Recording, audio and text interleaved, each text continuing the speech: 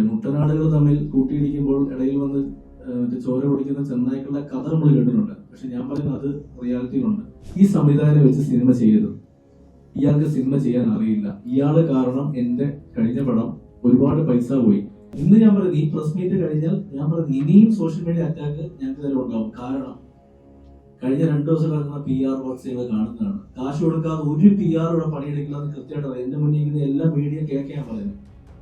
ഞാൻ പേര് പറയുന്നില്ല. നിങ്ങളിൽ എനിക്ക് പേഴ്സണലി അറിയാവുന്നവർ തന്നെ എന്റെ അടുത്ത് ഇന്നലെ പറഞ്ഞിട്ടുണ്ട്, നിങ്ങളിൽ ആർക്കൊക്കെ കാശ് ഓഫർ വന്നു എന്നുള്ളത്. ഫേസ്ബുക്കിൽ ഒരു പോസ്റ്റാണ്. അതായത് ഗോകുലൻ സാറും കൃഷ്ണമൂർത്തി ചേർന്നും ഞാനും അദ്ദേഹം ഇതുവരെക്കൊണ്ടു. ഇത് ജൂലൈ 14 തീയതിയാണ് ഇട്ടിരിക്കുന്നത്. ജൂലൈ 14 അറിയാം, ഓഗസ്റ്റ് 1 തീയതിയാണ് പടം റിലീസ് ചെയ്യുന്നത്. ജൂലൈ 14 അദ്ദേഹത്തിന്റെ പോസ്റ്റ് എന്ന് വെച്ചാൽ എന്റെ ജീവിതത്തിലെ ഏറ്റവും സന്തോഷമുള്ള ദിവസമാണ്. കാരണം മലയാള സിനിമയിലെ ഏറ്റവും വലിയ പ്രൊഡക്ഷൻ കമ്പനിയായ ഗൂഗിളിനൊപ്പം ഇനി എന്റെ പേര് എഴുതി ചേർക്കും എന്ന് പറഞ്ഞിട്ട് അദ്ദേഹം അത് പറഞ്ഞിട്ട് ലാസ്റ്റ് തന്നെ ഇത് ഞങ്ങളെ ഓരോരുത്തരും ഇതിനകത്ത് എടുത്തു പോകുന്ന കാര്യമുണ്ട്. എല്ലാ സമയത്തും ഒരു ചേട്ടനെ പോലെ എന്നെ ഭരിക്കുകയും എല്ലാത്തിനും ഒപ്പം നിന്ന് എന്നെ സഹായിക്കുകയും ചെയ്ത എന്റെ അഭിലാഷിനും ഡിസ്ട്രിബ്യൂഷനും വിഷ്ണുവിനും എല്ലാം നന്ദി എന്ന് പറയുന്നൊരു സാധനമുണ്ട്. ഇത് റിലീസിന് 10-15 ദിവസം മുന്നെയാണ്. അപ്പൊ അദ്ദേഹം ഇന്നലെ സ്റ്റേറ്റ്മെന്റ് പറഞ്ഞു, പടം പകുതിയായപ്പോൾ പൈസ ഇല്ലാതെ നിന്ന സമയത്ത് ഗോകുലം വന്നു എന്നുള്ളത്. ഗോകുലം ഒരിക്കലും അങ്ങനെ ഇദ്ദേഹത്തിന് ഗോകുലത്തിൽ ഇപ്പൊ ഇരിക്കാനോ ഗോകുലത്തിന് പരിചയം പോലും ഇല്ല. ഗോപാലൻ സാറിന്റെ പേര് മാത്രം കേട്ടിട്ടുണ്ടെന്നല്ല, ഇത് ഗോപാലൻ സാറിന്റെ ഒരു ബന്ധവുമില്ല. കാരണം എന്റെ അടുത്ത് ഞാൻ ചേട്ടാ വാ നമുക്ക് ഗോപാലൻ സാറിനെ മീറ്റ് ചെയ്യാന്ന് പറഞ്ഞിട്ട് അവരുടെ ആ സമയത്ത് ഷൂട്ട് നടക്കുന്ന പടത്തിന്റെ ലൊക്കേഷനിൽ പോയി ഇരുന്നിട്ടാണ് ഞങ്ങളിത് പറഞ്ഞ് സൈൻ ചെയ്യുന്നത്. ഇത് ഇന്ന് അദ്ദേഹം പറയുന്നു അദ്ദേഹമാണ് ഇതെല്ലാം കൊണ്ടുവന്നെന്ന് പറയുന്നു. ഈ പോസ്റ്റുകളൊന്നും അദ്ദേഹം സ്വന്തമായിട്ട് എഴുതുന്നല്ല കേട്ടോ. ഇതും അതെ, ഇത് പുള്ളി പറയും നമ്മൾ എഴുതി കൊടുക്കണം. എല്ലാ പോസ്റ്റുകളും പുള്ളി പറയുമ്പോൾ നമ്മൾ വാട്സപ്പിൽ എഴുതിയിട്ട് അയച്ചു കൊടുക്കണം. എന്നിട്ട് പുള്ളി പോസ്റ്റ് ചെയ്യും. അയാൾ ഇടുന്ന ഒരൊറ്റ പോസ്റ്റും അയാൾ എഴുതി ഇടുന്നതല്ല. ഇതുപോലുള്ള ഞങ്ങളെ പോലുള്ള ഡയറക്ടേഴ്സും റൈറ്റേഴ്സിനെ കൊണ്ട് പുള്ളി മാറ്റർ പറയും, ഞങ്ങൾ എഴുതണം. എന്നിട്ട് പുള്ളി ഇവിടെ കറക്ഷൻ ഉണ്ട്, അവിടെ കറക്ഷൻ ഉണ്ട്, അത് ക്ലിയർ ചെയ്യൂ, ഇത് ക്ലിയർ ചെയ്യുന്നൊക്കെ പറയും. ഇത് ഇട്ട് കൊടുത്ത് അത് അയാൾ പോസ്റ്റ് ചെയ്യും. അത് അദ്ദേഹം ഒരു പോസ്റ്റും എഴുതി ഇടുന്നില്ല. ഇപ്പൊ ഈ പോസ്റ്റും ഞാനാണ് ഇതൊക്കെ എഴുതി കൊടുത്തിട്ടുള്ളത്. പുള്ളിയുടെ പേജിൽ തന്നെയാണ് ഇത് ഇട്ടിട്ടുള്ളത്. മാത്രമല്ല ഇദ്ദേഹത്തിന്റെ വീടിന്റെ ഹൗസ് വാമിംഗ് നടന്നത് 22 ജൂണിലാണ്. അതായത് സിനിമ റിലീസ് ആവുന്നതിന്റെ 1.5 മാസം, ജൂലൈ 14 സിനിമ റിലീസ് ആവുന്നതിന് 15 ദിവസം മുന്നേ. അന്ന് ഹൗസ് വാമിംഗ് പരിപാടിക്ക് പോകാൻ പറ്റിയില്ല. വിഷ്ണുവൊക്കെ പോയിരുന്നു. അന്ന് അവിടെ എല്ലാവരുടെയും മുന്നിൽ വെച്ചിട്ട് സംവിധാനം അറിയാത്ത സംവിധായകന് ഈ പടം റിലീസ് കഴിഞ്ഞാൽ വീട് വെച്ചു കൊടുക്കാൻ പോകുന്ന ഒരു ഓഫർ അദ്ദേഹം കൊടുത്തു. അത് വിശ്വസിച്ച് വിഷ്ണു സ്ഥലമൊക്കെ പോയി നോക്കി. പക്ഷെ അത് എന്തോ ദൈവഭാഗ്യം കിട്ടിയില്ല. അതായത്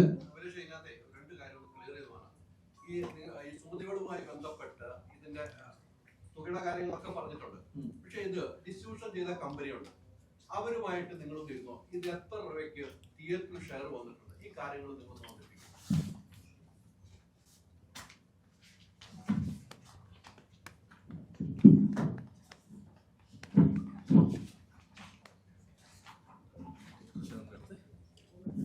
ഇത് ഡിസ്ട്രിബ്യൂട്ട് ചെയ്യുന്ന ബ്രെയിൻവിക്കാണ്, സുഹിതനാണ് ഡിസ്ട്രിബ്യൂട്ട് ചെയ്തേക്കുന്നത്. അദ്ദേഹത്തിന്റെ ഒപ്പം ഇരുന്നിട്ട് ഫൈനൽ കണക്ക് വരുന്നതിന് മുന്നേ, അതായത് തിയേറ്ററിൽ ഓടിക്കൊണ്ടിരിക്കുന്ന സമയത്ത് തന്നെ ഞങ്ങൾ ഇരുന്ന സമയത്ത് അന്ന് തിയേറ്റർ ഷെയർ എന്ന് പറയുന്നത് 9 കോടി രൂപയ്ക്ക് അടുത്തായിരുന്നു. തിയേറ്റർ ഷെയർ, ഞാൻ പറഞ്ഞ പ്രൊഡ്യൂസർ ഷെയർ ആണ് പറയുന്നത്, ഗ്രോസ് അല്ല പറയുന്നത്. പ്രൊഡ്യൂസർ ഷെയർ, പ്രൊഡ്യൂസറിന് കിട്ടുന്ന പൈസ പ്ലസ് C5 ഈ പടത്തിന്റെ OTT സെയിൽ ചെയ്തിരിക്കുന്നത്. 3 കോടി 60 ലക്ഷം 7 ലക്ഷം സംതിങ്ങിനാണ് OTT മാത്രം, സാറ്റലൈറ്റ് ഇല്ല കൊടുത്തിരിക്കുന്നത്. 1.5 കോടി രൂപ ഓവർസീസ് ആദ്യം വാങ്ങിച്ചു കൊടുത്തിരുന്നു. പിന്നെ ആ പടം ഓടിയതിനു ശേഷം ആ പൈസ അവര് തന്ന പൈസ എടുത്തതിന് ശേഷം വന്ന പ്രോഫിറ്റ് ഏകദേശം ഒരു 60 ലക്ഷം രൂപയ്ക്ക് അടുത്ത് അദ്ദേഹത്തിന് പോയിട്ടുണ്ട്, മുഴുവൻ പോയിട്ടുണ്ട്. അതല്ലാതെ മ്യൂസിക് റൈറ്റ്സ് 60 ലക്ഷം രൂപ. അങ്ങനെ നോക്കിയാൽ തന്നെ ഏകദേശം 15 കോടി രൂപയ്ക്ക് അടുത്താണ് ഈ പടത്തിന്റെ ബിസിനസ് ആയിട്ട് വന്നിരിക്കുന്നത്, പ്രൊഡ്യൂസർ ഷെയർ അടക്കം വന്നിരിക്കുന്നത്. അപ്പൊ അദ്ദേഹം അന്ന് ചോദ്യം ചെയ്തപ്പോഴാണ് അദ്ദേഹം ഈ പടത്തിന് 22 കോടി രൂപ ബഡ്ജറ്റായി പറയുന്നത്. അപ്പൊ 22 കോടി രൂപ ബഡ്ജറ്റ് എവിടെ, എങ്ങനെ എന്ന് പറയുമ്പോഴത്തേക്ക് അതിന് ഉത്തരവില്ല. രണ്ടാമത്തെ കാര്യം, ഈ പടത്തിൽ വർക്ക് ചെയ്തേക്കുന്ന ഒരു ടെക്നീഷ്യനോ ഒരു ആർട്ടിസ്റ്റിനോ പൈസ കൊടുത്ത് തീർത്തിട്ടില്ല. അതിനെതിരെ കേസുണ്ട് അദ്ദേഹത്തിനെതിരെ. തമിഴ്നാട്ടിൽ നിന്ന് രാക്ഷസൻ എന്നൊരു സിനിമ ചെയ്ത സിനിമാറ്റോഗ്രാഫറാണ് ഈ സിനിമയ്ക്ക് ക്യാമറ ചെയ്യാൻ വന്നിരുന്നത്. അദ്ദേഹം കേസ് ഫയൽ ചെയ്ത പേപ്പറാണിത്. ഇദ്ദേഹത്തിനെതിരെ 12 ലക്ഷം രൂപ കൊടുക്കാവുന്നതാണ്. ഇതിന്റെ CG വർക്ക് ചെയ്തിരിക്കുന്നത് ഐഡൻ ലാബ്സ് എന്ന് പറയുന്ന മലയാളത്തിലെ എല്ലാ പടത്തിനും ചെയ്യുന്ന ശരത്തിനും അവരാണ് ചെയ്യുന്നത്. 29 ലക്ഷം രൂപ അവർക്ക് കൊടുക്കാനുണ്ട്. അവർ ഇദ്ദേഹത്തിനെതിരെ കേസ് കൊടുക്കുകയാണെങ്കിൽ ഞങ്ങൾ പറയണ്ട.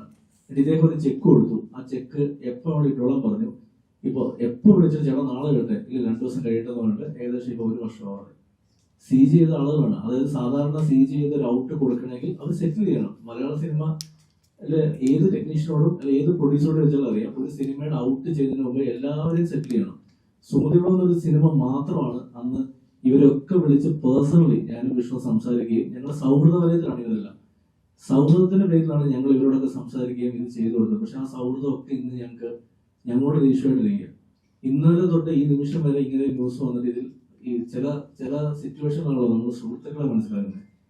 എനിക്കും വിഷ്ണുവിനും വന്ന വെളികളിൽ എത്ര സുഹൃത്തുക്കൾ ഉണ്ടായിരുന്നു, അല്ലെ ആരൊക്കെ ഉണ്ടായിരുന്നു മനസ്സിലായ ഒരു മൊമെന്റ് ആണ് കഴിഞ്ഞ 2 ദിവസം. ശരിക്കും വളരെ ഒരു തിരിച്ചറിവുള്ള ദിവസം കഴിഞ്ഞ 2 ദിവസം. പക്ഷെ ജീവിതത്തിലെ വലിയ ലൈഫിൽ ചില ലെസൺ ഉണ്ട് എന്ന് പറയുന്ന ഒരു മൊമെന്റ് ആണ് 2 ദിവസം. അപ്പൊ ഈ പല ആളുകളോടും ഇത് സംസാരിച്ച് ഈ പടത്തിന് വേണ്ടി ഒന്ന് ഞങ്ങൾക്ക് വേണ്ടി സഹകരിക്കണം, പടം ഇറങ്ങിയിട്ട് നമ്മൾ തരാം എന്ന് പറഞ്ഞ് നിർത്തിയിട്ട് ഇവര് വിളിച്ച ഫോൺ പോലും എടുക്കാറില്ല. ഇന്നലെ അദ്ദേഹം ഒരു സ്റ്റേറ്റ്മെന്റ് പറഞ്ഞു, സൈജു കുറുപ്പ് വിളിച്ച് പറഞ്ഞു എനിക്ക് ശമ്പളം വേണ്ട എന്ന് പറഞ്ഞിട്ടുണ്ട്. ഞാൻ സഹിച്ചേട്ടൻ അതിന്റെ റിയാക്ഷൻ അയച്ചപ്പോൾ പുള്ളി തരാൻ കണ്ണു തള്ളി ഒരു ഇമോജി എനിക്ക് അയച്ചു. പുള്ളി എന്നെ വിളിച്ചിട്ട് എത്രയോ തവണ ഇദ്ദേഹത്തെ വിളിക്കും, സാധനം സഹിച്ചു എന്ന് പറയും. സഹിച്ചേട്ടൻ എന്നെ അവിടെ വിളിച്ചപ്പോൾ ഞാൻ പ്രാക്ടിക്കലി എന്താണ് ഇപ്പോഴത്തെ പ്രശ്നം എന്ന് പറയുന്നത്, സഹിച്ചേട്ടൻ ഇതാണ് ഈ പറയുന്ന തിയേറ്ററിൽ നിന്ന് ഷെയർ ഒക്കെ വന്ന് ഇത് കണക്ക് സെറ്റിൽ ചെയ്തിട്ടില്ല എന്ന് പറയുന്ന സമയത്ത് സഹിച്ചോളൂ എന്നാൽ പിന്നെ കുഴപ്പമില്ല മുത്തേ, ഇവിടെ സ്ഥിരം പരിപാടിയാണ് മുത്തേ, അത് കുഴപ്പമില്ലെന്ന് പറഞ്ഞു. അർജുന്റെ മാനേജർ സൈഡിൽ നിന്ന് അർജുൻ എപ്പോഴും വിളിക്കും, ഇദ്ദേഹം ഫോൺ വിളിക്കില്ല. ബാലുവിന്റെ സൈഡിൽ നിന്ന് വിളിക്കും. പിന്നെ അദ്ദേഹം പറഞ്ഞു എന്തുകൊണ്ടാണെന്ന് വെച്ചാൽ ഇന്ന് ഈ പ്രസ് മീറ്റ് നടത്തി കഴിഞ്ഞാൽ ഇവരാരും അദ്ദേഹത്തിന് തിരിയരുത്, അവരെല്ലാവരും എനിക്ക് സപ്പോർട്ട് ചെയ്തു, ഞങ്ങൾ മാത്രമാണ് അവരെ ദ്രോഹിച്ചത്. ഇന്നലെ അദ്ദേഹം പറഞ്ഞൊരു സ്റ്റേറ്റ്മെന്റ് ഉണ്ട്, ഉണ്ണിമൂന്നൻ ആണ് മാളികപ്പുറം സംവിധാനം ചെയ്തത്. അത് മിക്സിംഗ് സ്റ്റുഡിയോയില് നിങ്ങളോട് മിക്സിംഗ് സ്റ്റുഡിയോയില് വിഷ്ണു ചെന്നിട്ടില്ല, ഉണ്ണിയാണ് മുഴുവൻ ഇരുന്നത്. അതിന്റെ തെളിവ് MR രാധാകൃഷ്ണൻ, നമുക്കെല്ലാം അറിയാം, അദ്ദേഹം സിനിമ എല്ലാം മിക്സ് ചെയ്യുന്നത്. അദ്ദേഹം അതിന് തെളിവുണ്ട്, അദ്ദേഹം പറയുന്നുണ്ട്. ഇപ്പൊ നിങ്ങളുടെ മുന്നിൽ ഞാൻ ലൈവായിട്ട് രാജേട്ടനെ വിളിക്കാം. ഈ രാജേട്ടൻ ആണ് സുമതിയോളം മിക്സ് ചെയ്തത്. രാജേട്ടൻ ഞാൻ പ്രസ് മീറ്റിലാണ്. രാജേട്ടാ ഇന്ന് രാവിലെ നമ്മുടെ പ്രൊഡ്യൂസർ പറഞ്ഞൊരു സ്റ്റേറ്റ്മെന്റ് ഉണ്ട്, അതായത് വിഷ്ണു ശശാങ്കർ ഇന്ന് രാവിലെ പറഞ്ഞ സ്റ്റേറ്റ്മെന്റ് ഉണ്ട്, അതായത് വിഷ്ണു ശശിശങ്കർ മിക്സിംഗിന് ഇരുന്നിട്ടില്ല, ഉണ്ണിമൂന്നനാണ് ഫുൾ പടം ഇരുന്ന് മിക്സ് ചെയ്തത്. വിഷ്ണുവിന്റെ ഡയറക്ടർ വിഷ്ണുവിനെ എന്റെ കൂടെ ഉണ്ടായിരുന്നു. ആദ്യം ഉണ്ണി വന്നത് ആ ഫൈറ്റ് സീക്വൻസ് മിക്സ് ചെയ്യാൻ വേണ്ടിയിട്ടാണ്. ഫൈറ്റിന്റെ ഒരു പോർഷൻ ഉണ്ട്, അത് മിക്സ് ചെയ്യാൻ വേണ്ടി മാത്രമാണ് ഉണ്ണിയോട്ട് വന്നത്. അല്ലാതെ ഉണ്ണി പടം കാണാൻ പോലും എന്റെ കൂടെ ഇരുന്നിട്ടില്ല. ശരിക്കും ലാസ്റ്റ് ആ ഒരു പോർഷൻ, ആ ഫൈറ്റിന്റെ ഭാഗം മാത്രം ഉണ്ണി എന്റെ കൂടെ ഇരുന്നു. ബാക്കി കംപ്ലീറ്റ് വിഷ്ണുവിനെ ഫൈനൽ കോൾ അയച്ചത്. ഓക്കെ ചേട്ടാ ഞാൻ വിളിക്കും.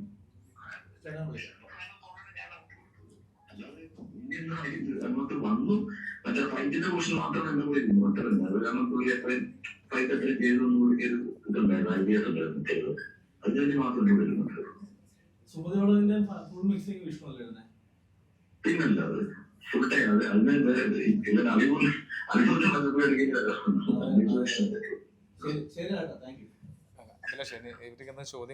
ഇത് നിങ്ങളെ കേൾപ്പിച്ച വേറൊന്നുമല്ല, ഇത് നിങ്ങൾ ഇന്ന് പലരും ഇതാക്കി ഇട്ടേക്കുന്നത് ഞാൻ കണ്ടു, കാർഡാക്കി ഇട്ടേക്കുന്നത് കണ്ടു. അതായത് വിഷ്ണുവിന്റെ സംവിധാനമല്ല, മിക്സിംഗ് ചെയ്ത പോലും ഉണ്ണിമൂന്നൻ ഇരുന്നതാണ്. ഇപ്പൊ നിങ്ങൾക്ക് ചോദിക്കാൻ ആദ്യത്തെ ചോദ്യം എനിക്കറിയാം, എന്താണ് ഉണ്ണിമൂന്നൻ ഇതിലെ റോൾ എന്ന ചോദ്യമായിരിക്കും പലർക്കും ചോദിക്കാനുള്ളത്. ആദ്യമേ ഞാൻ പറയാം, സുമതിയോടവിന്റെ ഷൂട്ടിന് മുന്നേ ഒരു ദിവസം മുരളിച്ചേട്ടൻ എന്നെ പേഴ്സണലി ഫ്ലാറ്റിലേക്ക് വിളിച്ചിട്ട് പറഞ്ഞു, ഇവിടെ ചെറിയ പ്രശ്നമുണ്ട്, എന്താന്ന് ചോദിച്ചു. എന്നെ ഉണ്ണി വിളിച്ചിരുന്നു പറഞ്ഞു പുള്ളിനെ. എന്തോ ചോദിച്ചാൽ പറഞ്ഞു വിഷ്ണുവിനെ വെച്ച് പടം ചെയ്യുമെന്ന് പറഞ്ഞു. വിഷ്ണുവിന്റെ സംവിധാനം അറിയില്ല പറഞ്ഞു. ഞാൻ ചോദിച്ചു, ചേട്ടാ നിങ്ങൾക്ക് ഞങ്ങൾ ഇത്ര നാളെ നിൽക്കേണ്ടൂടെ, നിങ്ങൾക്ക് ഈ സിനിമയിൽ വർക്ക് ചെയ്ത് എത്രയോ പേരുണ്ട്, ഉണ്ണി മാത്രമല്ല സിനിമ അഭിനയിച്ചിരുന്നത്, സൈജു ചേട്ടനുണ്ട്, വർക്ക് ചെയ്ത് എത്രയോ ടെക്നീഷ്യന്മാരുണ്ട്, അവരെ വിളിച്ചു വെച്ചതെന്ന് വെച്ചാൽ അതിൽ വർക്ക് ചെയ്ത് 1-2 പേരെ ഞാൻ വിളിച്ചു കൊടുക്കുകയും. അപ്പം പുള്ളി തന്നെ അന്ന് എൻ്റെ അടുത്ത് ഇത് അസൂയയുടെ പുറത്തുള്ളതാണെന്നും മറ്റെന്തോ ഒരു വേർഡ് ഉപയോഗിച്ചു, ഇത് പറഞ്ഞിട്ടാണ് ഇത്. അന്ന് അദ്ദേഹത്തെ മറ്റൊരാളും കൂടെ വിളിച്ചിരുന്നു ഈ സിനിമ ചെയ്യണമെന്ന് പറഞ്ഞിട്ട്, അതിന് പുറകെ പറയാം. അപ്പൊ അതിനുശേഷം ഈ സിനിമ ചെയ്യുമ്പോഴൊക്കെ വിഷ്ണു ശശാങ്കരനെ പുള്ളിക്ക് ഇഷ്ടമായിരുന്നു, എല്ലാം ഓക്കെയാണ്. ഉണ്ണിമൂന്നൻ ഇന്നലെ ഞാൻ അദ്ദേഹത്തിനെ വിളിച്ചു എന്ന് പറഞ്ഞു, അടുത്ത സിനിമ ചെയ്യാൻ ഞാൻ തയ്യാറാ ചേട്ടാന്ന് പറഞ്ഞു. ഞാൻ പറയുന്നത് ഒരു നല്ല കാര്യമാണ്, കാരണം ഒരാളുടെ ഒരു അവസ്ഥ കണ്ട് ഉണ്ണിമൂന്നൻ ഒരു ഡേറ്റ് കൊടുക്കുമ്പോൾ അത് തീർച്ചയായിട്ടും ഉണ്ണിയുടെ വലിയ മനസ്സാണ്. പക്ഷെ അങ്ങനെയാണെങ്കിൽ മാളികപ്പുറത്തിന്റെയും മാർക്കോടെയും ഇടയിൽ ഉണ്ണിയുടെ ഇറങ്ങിയ സിനിമകളുണ്ട്, നഷ്ടമുള്ള സിനിമകളുണ്ട്, അതിന്റെ പ്രൊഡ്യൂസേഴ്സ് ഇവിടെ ഉണ്ട്. അവരുടെ വീട്ടിൽ ചെല്ലണം. അത് ഉണ്ണി അവർക്കും ഡേറ്റ് കൊടുക്കണം. ഈ മറ്റേ മുട്ടനാടുകൾ തമ്മിൽ കൂട്ടിയിടിക്കുമ്പോൾ ഇടയിൽ വന്ന് മറ്റേ ചോര കുടിക്കുന്ന ചെന്നായ്ക്കളുടെ കഥ നമ്മൾ കേട്ടിട്ടുണ്ട്. പക്ഷെ ഞാൻ പറയുന്നത് അത് റിയാലിറ്റിയിലുണ്ട്. ഉണ്ണിമൂന്നല്ല, വേറെ ആളുകളുണ്ട്. ഉണ്ണിമൂന്നിന്റെ വിഷയം ഞാൻ ക്ലിയർ ആണ്. അതിനുശേഷം വിഷ്ണു ശശിശങ്കറിന്റെ കുറച്ചുകൂടെ വിഷ്ണു പറയാമെന്ന വിഷയമാണ്. വിഷ്ണുവിന്റെ ഒരു തമിഴ് പടം ഓണായി. വിഷ്ണു അത് സോഷ്യൽ മീഡിയയിൽ അനൗൺസ് ചെയ്തിരുന്നു. അതിന്റെ പൂജ നടന്നിരുന്നു. ഞാനും അത് ഷെയർ ചെയ്തിരുന്നു. ആ പൂജ കഴിഞ്ഞ് ആ ന്യൂസ് പുറത്തു വന്ന 2-ാം ദിവസം അതിന്റെ പ്രൊഡ്യൂസറിന്റെ ഫോണിലേക്ക് ഈ പറയുന്ന മുരളി കുന്നുംപുറത്തിന്റെ മെസ്സേജ് പോയി. അദ്ദേഹം അയച്ച മെസ്സേജ് ഇതാണ്. നമ്മുടെ ഇവിടെ നമ്മൾ കാണിക്കുകയും ചെയ്യാം. ഈ സംവിധാനം വെച്ച് സിനിമ ചെയ്യരുത്. ഇയാൾക്ക് സിനിമ ചെയ്യാൻ അറിയില്ല. ഇയാള് കാരണം എന്റെ കഴിഞ്ഞ പടം ഒരുപാട് പൈസ പോയി. അതിന്റെ തെളിവ് വേണമെങ്കിൽ അതിന്റെ മുന്നത്തെ പടത്തിന്റെ വൺ ഓഫ് ദ പ്രൊഡ്യൂസർ, അതായത് 2 പ്രൊഡ്യൂസേഴ്സ് ആണ്, ആന്റോ ചേട്ടനും വേണു ചേട്ടനും. അതിൽ വൺ ഓഫ് ദ പ്രൊഡ്യൂസറിനെ വേണു ചേട്ടനാണ് പറയുന്നത് വിളിക്കണം, അല്ലെങ്കിൽ അതിന്റെ ഹീറോയെ വിളിക്കണം എന്ന് പറഞ്ഞ് അദ്ദേഹം ഒരു സ്റ്റേറ്റ്മെന്റ് ഇട്ടു, മെസ്സേജ് അയച്ചു. നിങ്ങൾ ആലോചിച്ച് നോക്കണം, ഈ വീഡിയോ പുറത്തു വന്ന 2 ദിവസം മുന്നെയാണ്. രക്ഷകനെ പോലെ ഇന്നലെയും മിനിഞ്ഞാന്നുമായിട്ട് ഇവരൊക്കെ അദ്ദേഹത്തെ വിളിച്ചു എന്ന് പറയുന്നു. അങ്ങനെയെങ്കിൽ എങ്ങനെ പുള്ളിക്ക് കൃത്യമായിട്ട് പറയാൻ പറ്റും? അതിന് 1 മാസം മുന്നേ വിഷ്ണുവിന്റെ പ്രൊഡ്യൂസറിന്റെ അടുത്ത് ഇവരോട് ചോദിക്കാം എന്ന് പറയുമ്പോൾ കൃത്യമായി ഇതിനകത്ത് ഉണ്ടായിരുന്ന ഒരു പ്ലാനിങ് ഞങ്ങൾക്ക് വ്യക്തമാണ്. കൃത്യമായ പ്ലാനിങ് വ്യക്തമാണ്. ഇത് ഏത് വഴിക്കാണ്, എങ്ങനെയാണ് ഇത് നിങ്ങളത് പറയാനുള്ളത്. ഇന്നലെ വേണുകുന്നപ്പള്ളി സാറിന്റെ ഒരു പോസ്റ്റ് ഉണ്ടായിരുന്നു. അതായത് വിഷ്ണുവിനെ എനിക്ക് പണിയറിയില്ല, പ്രൊഡ്യൂസേഴ്സിനെ ഞങ്ങൾ കുഴിയിൽ ചാടിക്കുന്നു, ഇങ്ങനെ കോമൺ ആയിട്ട് ഇദ്ദേഹത്തിന്റെ ഒരു സ്ഥിരം പരിപാടിയത്. നിങ്ങൾ ശ്രദ്ധിച്ചാൽ മതി. പ്രൊഡ്യൂസർ അസോസിയേഷൻ കണക്ക് വിട്ട സമയത്ത് ഇദ്ദേഹം പ്രതിഷേധിച്ചിട്ടുണ്ട്. ഇതേപോലെ ഇതിനു മുന്നേ അതായത് ഇന്റർവ്യൂസ് ഒക്കെ അറിയാം. ഞാൻ ചോദിക്കുന്നത്, എനിക്ക് പണി അറിയില്ലെങ്കിൽ എന്നെ വെച്ച് ഞാൻ 6 പടം ചെയ്തതിൽ 3 പടവും പ്രൊഡ്യൂസ് ചെയ്തിരിക്കുന്നത് അദ്ദേഹമാണ്. 2 പ്രൊഡ്യൂസർ, ആന്റോ ചേട്ടനും വേണു ചേട്ടനും. ഞാൻ ഈ 3 പടവും ചെയ്തേക്കുന്നത് ഒരേ ഒരാൾക്ക് വേണ്ടിയാണ്, ആന്റോ ചേട്ടന് വേണ്ടിയാണ്. എന്തൊക്കെ എന്നെ സിനിമയിലേക്ക് ഇത്രയും ഹെൽപ്പ് ചെയ്യുകയും എന്നെ സിനിമയിലേക്ക് കൊണ്ടുപോകുന്നുള്ള ആന്റോ ചേട്ടൻ. ആന്റോ ചേട്ടനോട് മാത്രമാണ് ഞാൻ സിനിമ ചെയ്യുന്നത്. എനിക്ക് ഇതേപോലൊപ്പം സിനിമ ചെയ്യാൻ താല്പര്യമില്ല. കാരണം അനാവശ്യമായി സിനിമകളിൽ കയറി ഇടപെടുകയും തനിക്ക് എല്ലാം അറിയാം എന്നൊരു ചിന്തയും കാണിക്കുന്ന ഒരു പ്രൊഡ്യൂസറാണ് വേണു ചേട്ടൻ. അദ്ദേഹത്തിന് എന്നോടുള്ള പ്രശ്നം തുടങ്ങിയേക്കുന്ന ഇവിടുന്നൊന്നുമല്ല. ഞാൻ നൈറ്റ് ഡ്രൈവ് ചെയ്യുന്നു. നൈറ്റ് ഡ്രൈവ് ചെയ്യുമ്പോൾ ആന്റോ ചേട്ടനെയാണ് എനിക്ക് അന്ന് അറിയുന്നത്. വേണു ചേട്ടൻ എനിക്ക് അറിയില്ല. വേണു ചേട്ടൻ അതിനിടയിൽ എപ്പോഴാണ് ഒരു ദിവസം കണ്ടിട്ടുള്ളത്. ആ പടം കോവിഡ് സമയത്ത് ഇറങ്ങുന്നു. അതിനുശേഷം നെറ്റ്ഫ്ലിക്സിൽ ആ പടം വലിയ ട്രെൻഡിങ് ആവുന്നു. ഇന്നും കേരളത്തിന് പുറത്തു പോയാൽ മാളയപ്പുറത്തേക്കാൾ കൂടുതൽ എന്നെ ആളുകൾ സംസാരിക്കുന്ന നൈറ്റ് ഡ്രൈവിനെ പറ്റിയാണ്. ആ സിനിമയുടെ ഒരു എഴുത്തുകാരന്റെ മോശം, കഥ മോശമാണെങ്കിൽ ആ സിനിമയുടെ റീമേക്ക് വെച്ച് ഹിന്ദിയിൽ വീനസ് ഒരു കമ്പനി വാങ്ങിച്ചിട്ടുണ്ട്. അതിന്റെ സ്റ്റോറി റീമേക്ക് വാങ്ങിച്ചിട്ടുണ്ട്. അവരത് ചെയ്യാൻ പ്ലാൻ ചെയ്യുന്നുണ്ട്. അതിന്റെ തെലുങ്ക് പോയിട്ടുണ്ട്. അടുത്ത സമയത്ത് അതിന്റെ തെലുങ്ക് പോയി. കഥ മോശം. ഓക്കെ, അപ്പം ആദ്യത്തെ പടം ആസ് എ റൈറ്റർ ഇന്നലെ പറഞ്ഞ അദ്ദേഹം പറഞ്ഞ ഫേസ്ബുക്ക് പോസ്റ്റ് പ്രകാരമാണെങ്കിൽ ഞാൻ മോശം റൈറ്റർ ആണെങ്കിൽ, എന്റെ 2ാമത്തെ പടം മാളികപ്പുറവും അദ്ദേഹം തന്നെ പ്രൊഡ്യൂസ് ചെയ്യുന്നു. ആന്റോ ചേട്ടനും അദ്ദേഹം പ്രൊഡ്യൂസ് ചെയ്യുന്നു. അതിന്റെ നിർമ്മാണ സമയത്ത് ഒരു സമയത്ത് ശബരിമലയിൽ അദ്ദേഹം എത്തുകയും നമ്മൾ കഥയൊക്കെ പറഞ്ഞാണ്. അന്ന് അദ്ദേഹം കുറച്ച് കറക്ഷൻസ് ഒക്കെ പറഞ്ഞു. ശബരിമല വെച്ച് നമുക്ക് അദ്ദേഹത്തിന് ഷൂട്ട് ചെയ്ത വിഷ്വൽ കാണിക്കുന്നു. അന്ന് അദ്ദേഹം എന്നെയും വിഷ്ണുവിനെയും മാറ്റിയെടുത്ത ഒരു കാര്യം പറഞ്ഞു, ഈ സിനിമയുടെ ക്ലൈമാക്സ് മാറ്റണമെന്ന് പറഞ്ഞു. അതായത് ഈ സിനിമയിലെ ക്ലൈമാക്സിൽ ഉണ്ണി മുതലെ പോലീസാക്കി നിർത്തണ്ട, ഇതിനെ അയ്യപ്പനാക്കി തന്നെ നിർത്തണം എന്ന് അദ്ദേഹം പറഞ്ഞു. അന്ന് ഞാനും വിഷ്ണു പറഞ്ഞത് ഒരിക്കലും നടക്കില്ല. കാരണം ഈ സിനിമയുടെ സക്സസ് എന്ന് പറഞ്ഞാൽ ഇതിനെ ഭയങ്കര റിയാലിറ്റി അല്ലെങ്കിൽ റിയലിസ്റ്റിക് ആയിട്ട് ഇതിനെ കൊണ്ട് ക്ലൈമാക്സ് നിർത്തിയാൽ മാത്രമേ ഈ സിനിമ വിജയിക്കുന്നുള്ള വാശിയിൽ ഞങ്ങൾ നിന്നു. അന്ന് അദ്ദേഹത്തിന് അതൊരു വലിയ ഈഗോ ആയിരുന്നു. പിന്നീട് അദ്ദേഹത്തിന്റെ പല വേദികളിലും അദ്ദേഹം ആ സമയത്ത് അദ്ദേഹത്തിന്റെ 3 പടങ്ങളാണ് ഇറങ്ങുന്നത്. മാളികപ്പുറം വെച്ച് മറ്റ് 2 പടത്തെ പറ്റി അദ്ദേഹം ഭയങ്കര പ്രതീക്ഷ പറയുമ്പോൾ മാളികപ്പുറത്തെ ഒരു വളരെ ചെറിയ പടമാണ്. ഉണ്ണിയുടെ പടം ആ സമയത്ത് ഒന്നും ഓടുന്നില്ല, ഉണ്ണിയുടെ പടത്തിന് ബിസിനസ് ഇല്ല എന്ന രീതിയിൽ വരെ സംസാരം വന്നപ്പോൾ മാളികപ്പുറം ഒരു വലിയ സക്സസിലേക്ക് പോവുകയും ഈ പറയുന്ന 100 കോടിയുടെ കളക്ഷൻ റിപ്പോർട്ട്സ് വരെ അന്നത്തെ പ്രൊമോഷൻ സമയത്ത് പുറത്തു പോയപ്പോൾ വർഷങ്ങൾക്ക് ശേഷം അദ്ദേഹം ഈ അടുത്ത സമയത്ത് ഒരു ഇന്റർവ്യൂ പോയി പറയുകയാണ്, എനിക്ക് മാളികപ്പുറം 100 കോടി കിട്ടിയില്ല, 75 കോടി കിട്ടിയുള്ളൂ. അതൊരു പ്രൊഡ്യൂസർ പറയുകയാണ്. ഓക്കെ, അത് അദ്ദേഹത്തിന് ഇഷ്ടം. ഇതിനിടയിൽ ഞാൻ അടുത്ത പടം, അതായത് എഴുതാൻ അറിയാത്ത എന്നെ വെച്ചിട്ട് അദ്ദേഹം 3ാമത്തെ പടം ആനന്ദ് ശ്രീപാൽ. ഇതിന് തൊട്ട് മുന്നേ അദ്ദേഹം എഴുതിയൊരു പുസ്തകമുണ്ട്. ഞാൻ ദുബായി വെച്ചിട്ട് പോവുകയും ആ പുസ്തകം അദ്ദേഹം എനിക്ക് വായിക്കാൻ തന്നിട്ട് അദ്ദേഹം അടുത്ത് പറഞ്ഞു, ഇതിലെ എല്ലാ കഥകളും സിനിമയാക്കാൻ പറ്റും. അഭിലാഷ് ഇത് വായിച്ചിട്ട് ഇതിലൊരു മജീഷ്യന്റെ കഥയുണ്ട്, ആ സിനിമ നമുക്ക് അത് തിരക്കഥയാക്കി സിനിമ ചെയ്യാം, പ്ലാൻ ചെയ്യാൻ പറഞ്ഞു. ഞാനത് വായിച്ചു. ഞാൻ മോശം എന്ന് പറയുകയല്ല, എന്റെ ടേസ്റ്റിന് പറ്റിയ പടങ്ങളല്ല. കാരണം അതിനേക്കാൾ എത്രയോ ബെറ്ററായ കഥകളും അല്ലെങ്കിൽ കഥാപാത്രങ്ങളും നമുക്കുണ്ട് എന്ന് പറഞ്ഞിട്ട് ഞാൻ ചേട്ടാ ഇത് എന്റെ ടേസ്റ്റിന് പറ്റില്ല. ഞാൻ അങ്ങനെ പറഞ്ഞ് അദ്ദേഹത്തെ വിഷമിപ്പിക്കാതിരിക്കാനാണ്, പ്രാക്ടിക്കലി പറഞ്ഞ് വിഷമിപ്പിക്കാതിരിക്കാൻ പറഞ്ഞത്. കാരണം എനിക്കത് വർക്കായില്ല കഥകളൊന്നും. അന്ന് അദ്ദേഹം എന്റെ അടുത്ത് പറഞ്ഞു, തനിക്ക് എന്തറിയാം, ഇതൊക്കെ ഹിറ്റ് ആവാൻ പോകുന്ന കഥകളാണ്. ഞാൻ പറഞ്ഞു ചേട്ടാ ധൈര്യമായിട്ട് ചെയ്യും. കാരണം മാമാങ്കം മുതൽ അത് നമ്മൾ കണ്ടിട്ടുണ്ട് അദ്ദേഹത്തിന്റെ കോൺഫിഡൻസ്. അതിന് ചെയ്യട്ടെ, നമുക്ക് ഒരു പ്രശ്നമില്ല, നമ്മൾ ഒരു പ്രശ്നം പുള്ളി ചെയ്തോട്ടെ. കാരണം കയ്യിൽ കാശുണ്ട്, അവിടെ പുള്ളിക്ക് എന്ത് കോൺഫിഡൻസിൽ എന്ത് ചെയ്യാം ചെയ്തോട്ടെന്ന് പറഞ്ഞു. അതിനുശേഷം ആനന്ദ് ശ്രീബാല ആലോചിച്ച് നോക്കണം, എഴുതാൻ അറിയാത്ത എന്റെ 3ാമത്തെ സിനിമ അദ്ദേഹം പ്രൊഡ്യൂസ് ചെയ്യുന്നു. ഇന്നലെ അദ്ദേഹം പറഞ്ഞ സ്റ്റേറ്റ്മെന്റിൽ, മുരളി പറഞ്ഞ സ്റ്റേറ്റ്മെന്റിൽ ആനന്ദ് ശ്രീബാല നഷ്ടമായിരുന്നു. ആയിക്കോട്ടെ, മാളികപ്പുറത്തിന്റെ ലാഭത്തിന്റെ 10-1 ആയിട്ടില്ല ആനന്ദ് ശ്രീബാലയുടെ ബഡ്ജറ്റ്. ആ സിനിമയുടെ ഔട്ട് കണ്ട് എന്റെ സംവിധാനം ജീവിച്ചിരിപ്പുണ്ട്, വിനയൻ സാറിന്റെ മകൻ വിഷ്ണു.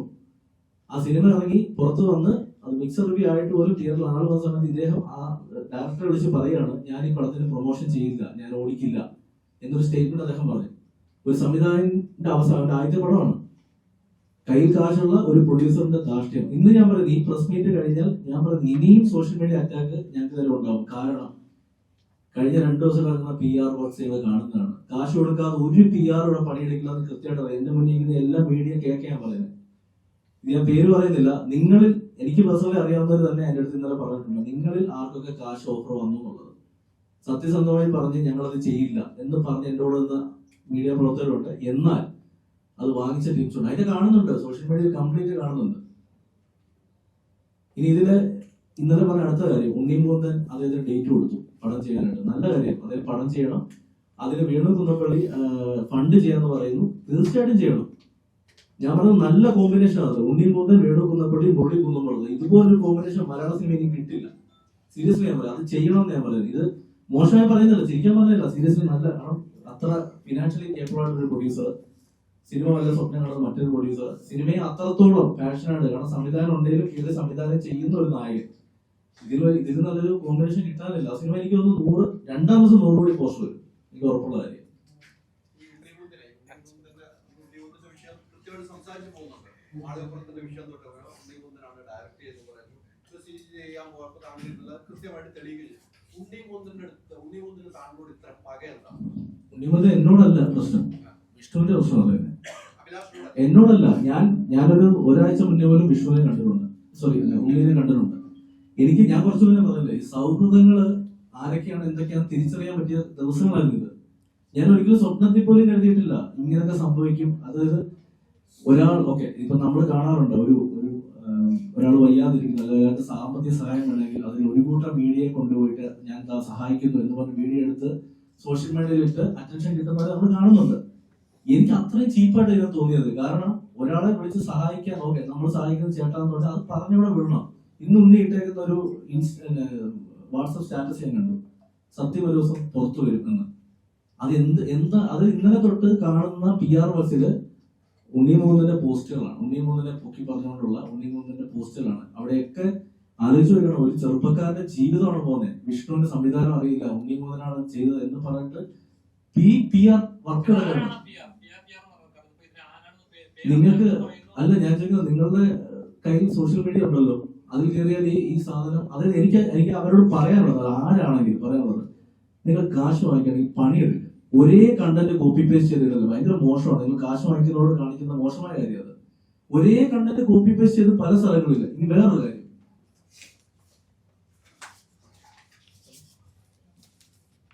ഈ വ്യക്തിയല്ല, ഇത് അക്കൗണ്ടിന്റെ പേര് ഫേക്കാണ്, പക്ഷെ ഹാരിസ് ഖാൻ എന്ന് പറയുന്ന 22K ഫോളോവേഴ്സ് ഉള്ള ഒരാളാണ്.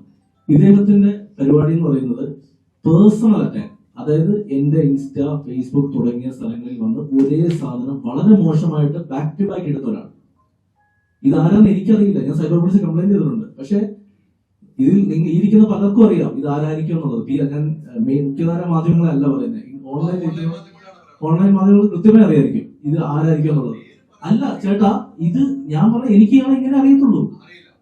ഇത് കാര്യം എന്താ വെച്ചാൽ ഉറപ്പായിട്ട് ഇയാളെ അറിയായിരിക്കും. ഇതിന്റെ ഓൺലൈൻ മാധ്യമങ്ങൾ ആർക്കായിരിക്കും ഇയാളെ അറിയാതെ. കാരണം അത് പറയാൻ കാരണം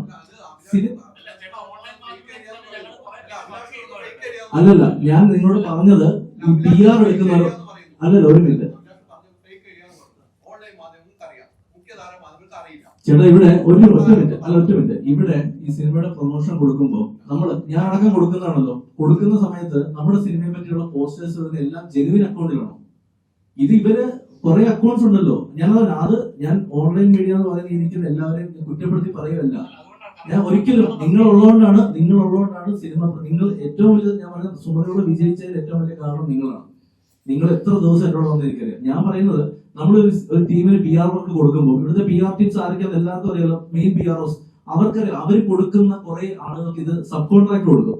അവർ ഈ കണ്ട ചാർജ് അണ്ടർ അളവോടെ പോസ്റ്റുകൾ വരുന്ന എല്ലാ പേജുകളിലും ഈ സാധനം വരും. അങ്ങനെ വരുന്ന ഇതിൽ സിനിമ പ്രൊമോഷൻ ചെയ്യുന്ന ഒരു പേജാണിത്. ഇതൊരു വ്യക്തിയല്ല എനിക്ക്, ഇതൊരു സിനിമ പ്രൊമോഷൻ ചെയ്യുന്ന പേജാണ്. അയാൾ ബാക്ക് ടു ബാക്ക് പോസ്റ്റർ ഇടുകയാണ്, കാർഡുകൾ ഉണ്ടാക്കി ഇടുകയാണ്. അടുത്തോളം എംപ്ലോയീസ് അങ്ങനത്തെ പറയേണ്ട ഒരു അതായത് B4 പ്ലേസ് നോ ഇങ്ങനെയുള്ള ഇവിടെ ഉണ്ടോ? ഇവിടെ വന്നിട്ടുണ്ടാകാൻ വഴിയില്ല. കാരണം എന്താ വെച്ചാൽ അദ്ദേഹം ഇന്നിട്ടേക്കുന്ന ഒരു പോസ്റ്റാണ്. അതായത് ഞാൻ ഇതിനെതിരെ പ്രതികരിച്ചു എന്ന്. നിങ്ങൾ നിൽക്കുന്ന ഇത്രയും മീഡിയ എത്ര പേര് എന്നെ വിളിച്ചോണ്ട് കഴിഞ്ഞ 2 ദിവസമുള്ള ഞാൻ പ്രതികരിച്ചിട്ടുണ്ടോ? ഞാൻ പ്രതികരിച്ചു എന്ന് പറഞ്ഞിട്ട് ഞാൻ പറയാത്തൊരു വാർത്തയാണ് അദ്ദേഹം കൊടുത്തിരിക്കുന്നത്. ഇതാരാന്ന് എനിക്കറിയില്ല സീരിയസ്ലി. മറ്റൊരു മാധ്യമത്തിൽ ഞാൻ കണ്ടു അഭിലാഷയുടെ പ്രതികരണം വന്നു, ഇതിൽ അസോസിയേഷൻ ഇടപെടും, അസോസിയേഷൻ വഴി ഞങ്ങൾ തീർക്കുന്നത്. ഞാനത് പറഞ്ഞിട്ടില്ല. നിങ്ങൾ ആരെങ്കിലും എവിടെയെങ്കിലും കണ്ടു? ഞാൻ കഴിഞ്ഞ 2 ദിവസമായിട്ട് സോഷ്യൽ മീഡിയയിൽ ഒരു പോസ്റ്റർ സ്റ്റോറി, ഇന്ന് രാവിലെയാണ് വാട്സാപ്പിൽ ഞാൻ ഒരു സ്റ്റോറി എടുത്തത്. ട്രൂത്ത് വിൽ സ്പീക്ക് 1 o'clock എന്ന് പറയുന്ന ഒരു സാധനം ഞാൻ വിട്ടത്. ആരോട് ചോദിച്ചിട്ടാണ് ഈ കണ്ടന്റ് എടുത്ത് കൊടുക്കുന്നത് മനസ്സിലാവുന്നില്ല. പിന്നെ PR പറ്റി പറഞ്ഞ PR പറ്റി ഇവിടെ അറിയാലോ, നിങ്ങൾക്ക് തന്നെ അറിയാം, ഈ നിൽക്കുന്നവർക്ക് തന്നെ അറിയാം നെഗറ്റീവും പോസിറ്റീവും PR ആരാന്നുള്ളത്. ഞാൻ പറയുന്നത് ഇത് ചെയ്തു കുറച്ച് എത്തിക്സ് കാണിക്കുകയാണ്. ഞങ്ങൾക്ക് കുടുംബമുണ്ട്.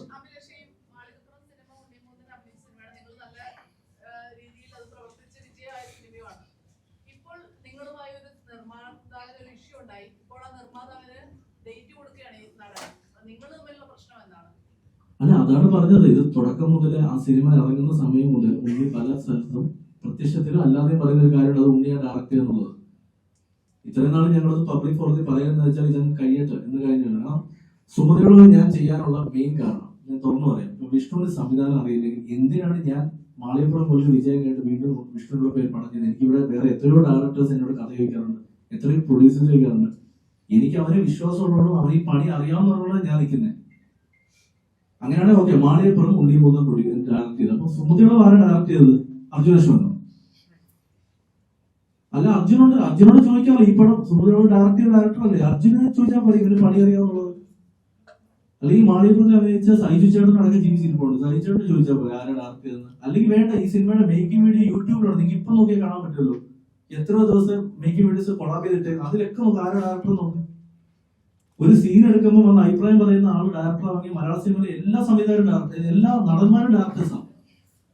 എല്ലാവരും അഭിപ്രായം പറയും. ഞാൻ പോയി അഭിപ്രായം പറയാറുണ്ട്, അസോസിയേറ്റ് പറയാറുണ്ട്, ഞങ്ങളാണോ ഡയറക്ടേഴ്സ്? ഇത് ഞാൻ പറയുന്നത് ഈ മാളികപ്പുറത്തിന് മാത്രമല്ല, ഞാൻ ചോദിക്കുന്നത് ഉണ്ണി പോയി സഹായം കൊടുക്കുന്നു, എല്ലാം ഓക്കെ. അങ്ങനെയാണെങ്കിൽ എന്തിനാണ് അദ്ദേഹത്തിന്റെ തന്നെ പടങ്ങൾ ഇവിടെ ചെയ്തിട്ട് കാശ് മേടിക്കുന്ന പ്രൊഡ്യൂസേഴ്സ് ഇല്ലേ? എന്താ അവരെ സഹായിക്കാതെ? പിന്നെ നിങ്ങൾ പറയുന്ന പോലെ കഴിഞ്ഞ ദിവസമാണ് ഉണ്ണി ആ സഹായം കൊടുത്തതെന്നാണോ നിങ്ങൾ വിചാരം? ഇനി ഇന്നലെ ഒരു പോസ്റ്റ് വന്നു വീണകുന്നപ്പള്ളി പോസ്റ്റ്, ഉറപ്പായിട്ടും ഇനി ഞാൻ പറയുന്ന ഈ പറയാൻ വന്ന് കേട്ടുള്ളൂ. കഴിഞ്ഞ ഡിസംബർ, അതായത് 2025 ഡിസംബറിൽ നിങ്ങൾ ഈ പറയുന്ന ഇന്നലെ പൊട്ടിമുളച്ച ഈ രക്ഷകന്മാരിൽ ഒരാൾ, ഈ പറയുന്ന പ്രൊഡ്യൂസർ, എന്നെയും വിഷ്ണുവിനെയും അദ്ദേഹത്തിന്റെ ഫ്ലാറ്റിലേക്ക് വിളിച്ചു വരുത്തുകയും മുരളിച്ചേട്ടനെ വിളിച്ചു വരുത്തുകയും ഞങ്ങളെ 3 പേരെ എഴുതി ഇദ്ദേഹം ഗോഡ്ഫാദർ കളിച്ചു. അദ്ദേഹം ചോദിക്കുന്നത് അയാളുടെ കാശ് മൊത്തം പോയെന്ന് പറയുന്നത് എന്ത് ചെയ്യും? ഞാൻ മേടിച്ചത് എന്തേ പറയുന്നത്? കണക്ക് തരട്ടെ, കാശ് എവിടെ പോയാൽ ഇത്രയും പൈസ വന്നിട്ടുണ്ട്, പുള്ളി എന്ത് പൈസ ഇറക്കിയെന്നാദ്യം പറയട്ടെ. പുള്ളി പറയുന്ന ഈ കണക്കിൽ തിങ് സ്റ്റുഡിയോസ് എന്ന കാശും ഗോകുലം എന്നുള്ള കാശൊക്കെ പുള്ളിയുടെ അക്കൗണ്ടിൽ പോയപ്പോൾ അത് പുള്ളിയുടെ പൈസ എന്ന രീതിയിലാണ് പുള്ളി പറയുന്നത്. അപ്പം അദ്ദേഹം എന്തോ പറഞ്ഞു, ഞങ്ങൾ അല്ലെങ്കിൽ ഒരു കാര്യം ചെയ്യണം ചേട്ടൻ, എന്തായാലും മാളികപ്പുറത്തെ നല്ല പൈസ കിട്ടിയെന്നെ, അതിന് കുറച്ചെടുത്ത് ഇദ്ദേഹത്തെ സഹായിക്കും എന്ന് പറയുമ്പോൾ ഡിസംബർ മുതൽ ഈ വീഡിയോ വരുന്ന ഈ സമയം വരെ അദ്ദേഹത്തിന് ആലോചിക്കേണ്ടി വന്നു മുരളി കുന്നപ്പുറത്തിനെ സഹായിക്കാനായിട്ട്. ഞാൻ കുറച്ചുകൂടെ പറഞ്ഞാണ്, ഇപ്പൊ എന്ത് പറയുന്നത് അറ്റൻഷൻ കിട്ടും. ഈ അറ്റൻഷൻ സീക്കേഴ്സ് ഉണ്ട്, അതിന്റെ പരിപാടിയാണ് ഇത്. ഇപ്പൊ എന്ത് സോഷ്യൽ മീഡിയ ഇട്ടാലും അറ്റൻഷൻ കിട്ടാം, ഒരാളെ സഹായിച്ചു, നമ്മൾ നന്മപരമായി, ഈ പരിപാടിയാണ്. ഇതിനപ്പുറത്തേക്ക് ഒന്നുമില്ല, ചീപ്പ് പബ്ലിസിറ്റി.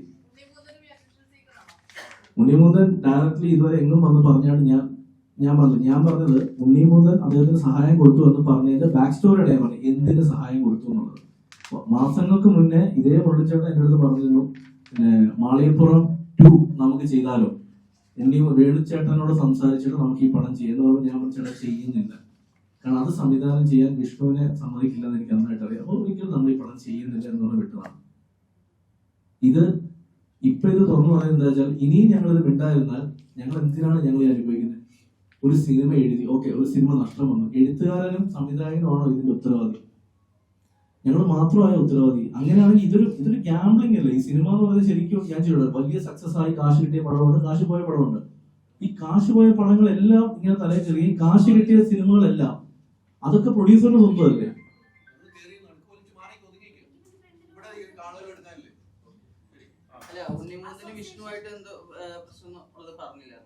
അല്ല, ഉണ്ണിമുതലും വിഷ്ണു തമ്മിലുള്ള പ്രശ്നം വിഷ്ണുവിന്റെ പറയും. പ്രശ്നത്തിന് മുമ്പ് എനിക്ക് മാളികപ്പുറം എൻ്റെ ഒരു തുടക്ക ചിത്രമായിരുന്നു.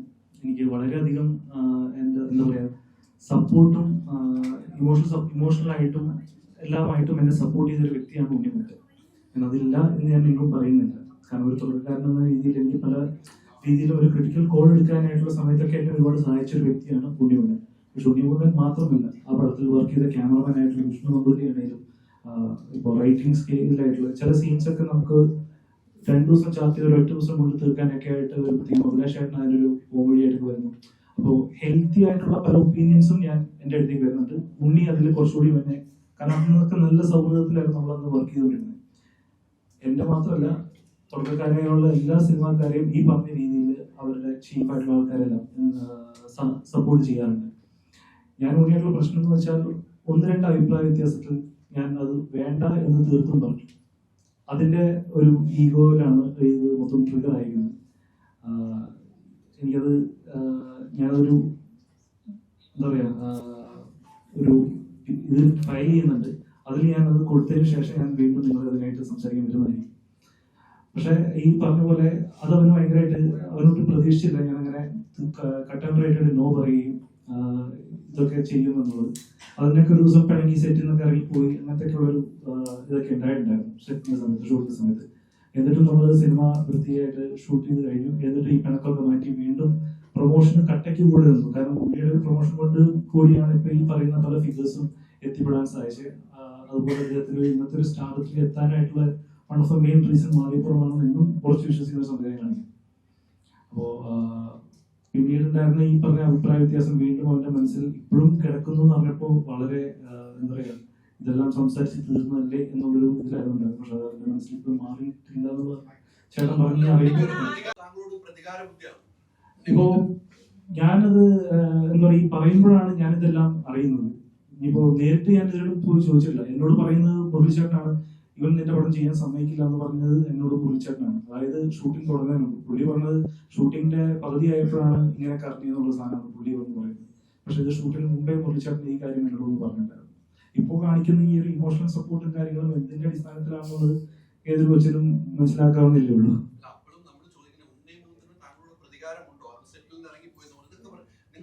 അത്